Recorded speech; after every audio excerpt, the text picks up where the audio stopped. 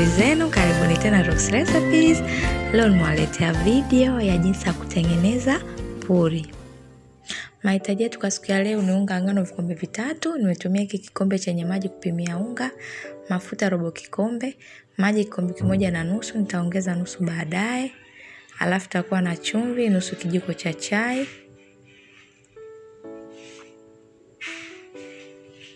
Hatua ya kwanza, chukua chumvi weka kwenye unga wako pamoja na mafuta. Kisha utachanganya na utatumia maji yako kukandia unga wako. Weka maji kidogo kidogo huku ukitengeneza donge. Ukande unga wako lakini usiwe laini sana wala usiwe mgumu sana, kwa sababu poori hazitaki unga ambao uko laini kama wa chapati. Kwa nitaendelea kuweka maji kidogo kidogo huku natengeneza donge. Taongeza mengine kama nilivyosema mwanzo. Hapa nitatumia nusu tu ya hiki kikombe. Kisha nitaendelea kukanda unga wangu. Hapa unavyoona uko tayari unga wangu.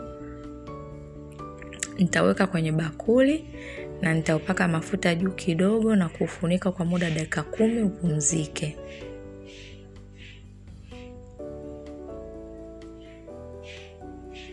Nitaandaa tray kwa kulipaka mafuta. Hili nitalitumia kupangia poori zangu. Nitachukua unga wangu ambao niliufunika kama unavyoona. Ni mlaini lakini sio mlaini sana kama wa chapati. Nitaweka sehemu yangu ya kufanyia kazi.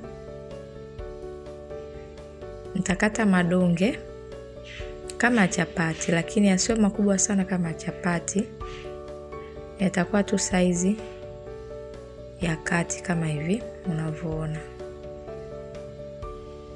Kwa utaendelea na hatua hii mpaka unga wako wote uishe. Halafu tutafuata hatua nyingine.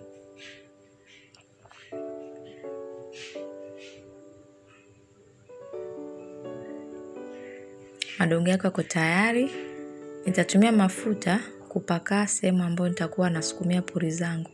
Hii inasaidia utakapokuwa unachoma poori zako zisichafue mafuta, kwa sababu ukisukumia na unga wakati wa kuchoma huwa inaacha vumbi chini. Kwa mimi nitasukumia mafuta ili mafuta yangu wakati wa kuchoma yasichafuke na vumbi za unga mbichi. Kwa nitasukuma, itakuwa inanata kidogo lakini sio mbaya, itasukumika tu kama unavyoona. Sukuma poori yako isiwe nene sana wala isiwe nyembamba sana, kwa kiasi cha robo inchi kama unavyoona. Sio nene sana wala sio nyembamba sana. Kama hapa iko tayari. Nitaiweka kwenye tray na nitaifunika. Funika poori zako utakapokuwa umezisukuma ili zisikauke. Ukimaliza andaa mafuta, tumia moto wa saizi ya kati. Upashe mafuta moto.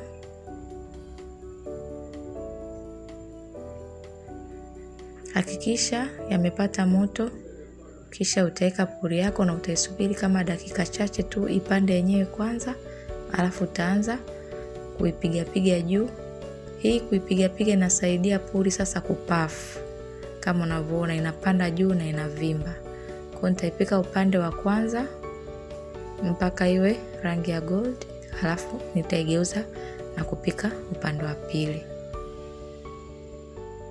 Kuwa makini usitoboe poori yako, kwa sababu ukiitoboa itakunywa mafuta na haitopendeza. Kwa utaendelea kupika poori zako kwa namna hiyo mpaka zote ziishe. Utaipiga piga, utapanda juu, utaipika itakuwa rangi ya gold, utaigeuza.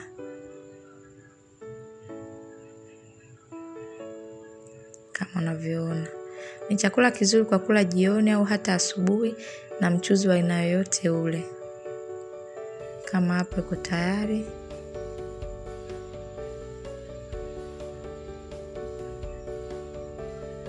Poori zako baada ya kuzipika utaziona ziko crispy, laini na hazijanywa mafuta.